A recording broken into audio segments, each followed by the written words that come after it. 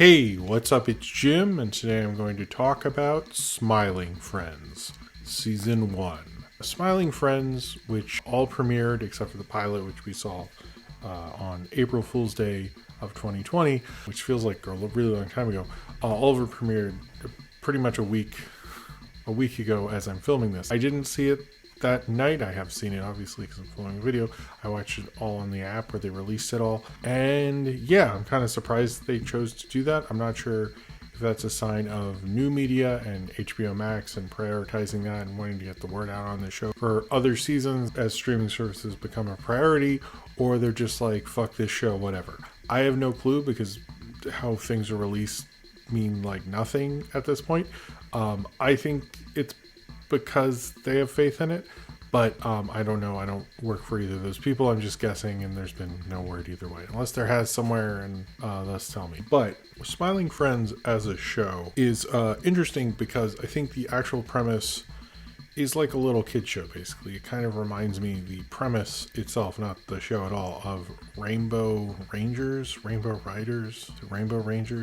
Anyway, it's the show my daughter used to watch, which is not a good show. It's basically this idea of these girls who save the environment and stuff. So the idea of two people going and like giving someone a smile sounds like one of those dumb little kid shows where you have these two people and they have to go on positivity. I'd like that 100% sounds like a show. I think what this does with its premise, similar to what something like Wonder Chosen does, is you might at first think, oh, it's sending up those conventions and setting up a kid show and talking about those things and stuff like that. I think that is in here 100%, but it bounces off of it harder and says a lot more and does a lot more than just parodying that certainly would. But obviously, like, going off this, it's in premise alone is sort of a parody of that basic idea of a simple kind of kid show concept. It's basically about two guys, Pim and Charlie, and they work at Smiling Friends and they're sent off to cheer people up. For the most part, they kind of go on wacky adventures and you sort of forget, like, wait, what is their job again? I think there's two where they don't, but one where their job is transferred to solving a murder mystery. So technically they are doing their job in that one because that's part of their job, but only in that one episode. They don't go back to the murder mystery thing. Maybe they decided they only did that for that one time. I don't know. Well, I do really like this show. It's definitely weird. It's the kind of thing that, like, when Adult Swim started, that I thought would be on Adult Swim, and I don't mean that in like a negative way, because I think when you say that, you're like, oh, it's typical Adult Swim. Yeah, but like, it's really good at it. I don't think I disliked any of it, actually. I liked every episode. I was kind of surprised when I was watching it how much I just kind of like was like again, much like I would say early Aqua Teen, much like that. It has a typical like small premise and then just like goes off of it like crazy, or Squidbillies or things like that. And although it is not created by people who are from the in-house Adult Swim creative team, it's Zach Handel, who's also known as Psycho Pebbles online, and you have Michael Fuzak, who are also the voices of Pim and Charlie, and Glib and Alan, who I actually honestly thought from the pilot that Alan would have a much bigger role in the show, and it wasn't until like the last episode I went like, wait, where's Alan? Barely see that guy. He doesn't, I don't think gets a, Glib gets like a plot line, but they're not as of a center point as I thought they would be. It's way more so about Pim and Charlie than it is about Alan and Glib. Glebe? Is it Glebe or Glib? Glebe? So in a way I was right. In a sense, it plays with cynicism, because the whole idea of doing, even though Pim is not cynical, the whole idea of like going and like cheering someone up, and when that really helps them in the end, I think is put into a very cynical way. In a sense, it's has a very cynical view of sincerity and is constantly sort of messing with it and the ideas of it. Other times it just kind of ends where it ends and it's funny and who cares. But I was noticing that about it. I do like the crazy adventures they sort of go on. It doesn't seem like their town has any rhyme or rules or anything. It's more like, what's the episode going to be? Whether they go into the Enchanted Forest and meet a Bilbo Baggins type character, which that was completely bizarre. I like that it was a reference to the Rankin Bass Bilbo Baggins. I did like the kind of, let's take a shitty fast food restaurant thing and make it Five Nights at Freddy's sort of but not really. And that was weird, as well as the Halloween episode, I think is a real standout. And the Shrimp's Odyssey with the voice of Salad Fingers, which was cool. And in Shrimp's Odyssey, it has one thing that I thought I would mention. That has internet people. You have the guy from Red Letter Media, you have James Rolfe, who has a quick live action shot, which I missed. And there's been a lot of attention for that on the internet, because the internet likes to talk about itself, or people on the internet like to talk about itself anyway. And I think what works about it is, if you look at the Shrimp's Odyssey section episode, if you look at the Shrimp's Odyssey episode, there's a part where the Burger King foot lettuce guy's there, and he says number 15 Burger King foot lettuce. I can't do it. Salty can do it, I know for a fact. He does that, and it's like funny if you know that bit, but the point of the shot and the point in the show and the story and stuff is the girl he's looking at, not the guy saying number 15. So in a sense, like what a lot of shows do when they have an internet person on, they walk on and it's like Kramer walks on Seinfeld and the whole episode stops and everyone claps and shit.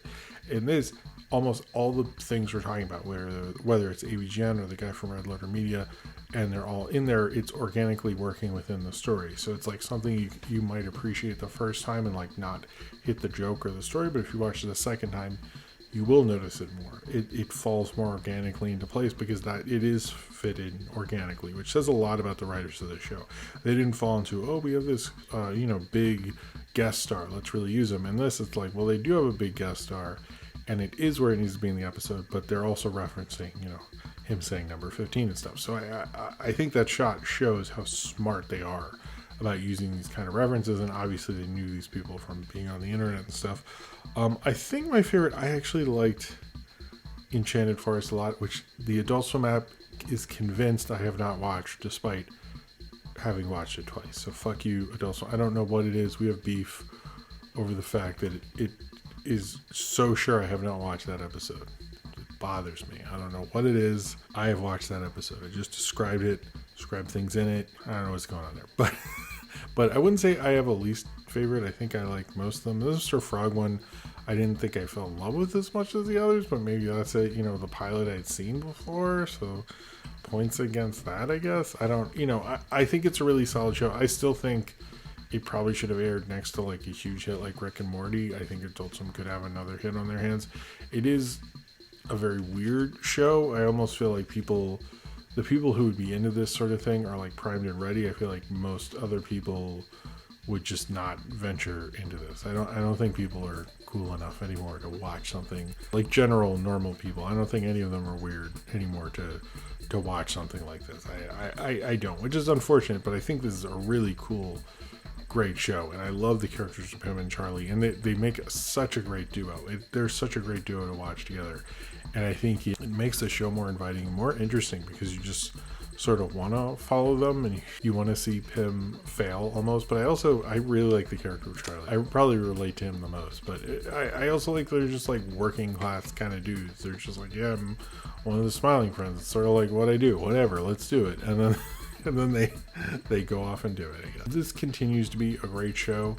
I'm excited for it. I think it is probably one of the only shows I watch that actually feels like hip, believe it or not. Maybe, I'm like a dad in his late 30s, so I think me saying that is like not cool. It actually feels sort of different and weird and strange in a way that doesn't feel like right now it'll get old. It feels like the open-endedness of it makes it feel more adventurous than I think Buzz TV is into. And I also think it goes into, and I've said this a million times, I think about how the possibilities of animation, you can do virtually anything. And in some of them, like there's a joke with the Renaissance Man, which I won't spoil, that feels like very internet animation joke. But I feel like oftentimes what this show does is it's more about like, let's have a crazy animation thing, but also, it has live action shots, it has stop motion shots, it has CG shots, it has mixed animation, mixed media, and all that.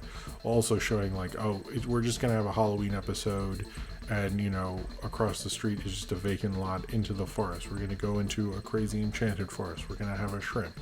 It's like whatever the fuck we want. And it shows the best that can do in an adult animated show.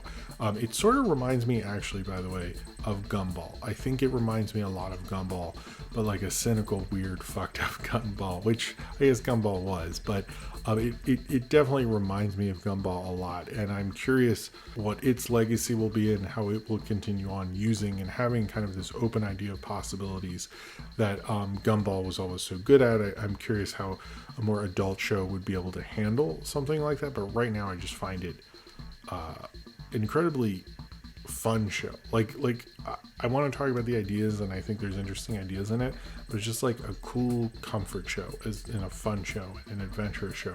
There's not a lot of shows that can do that as well. Like, regardless of everything, I like seeing Pim and Charlie together.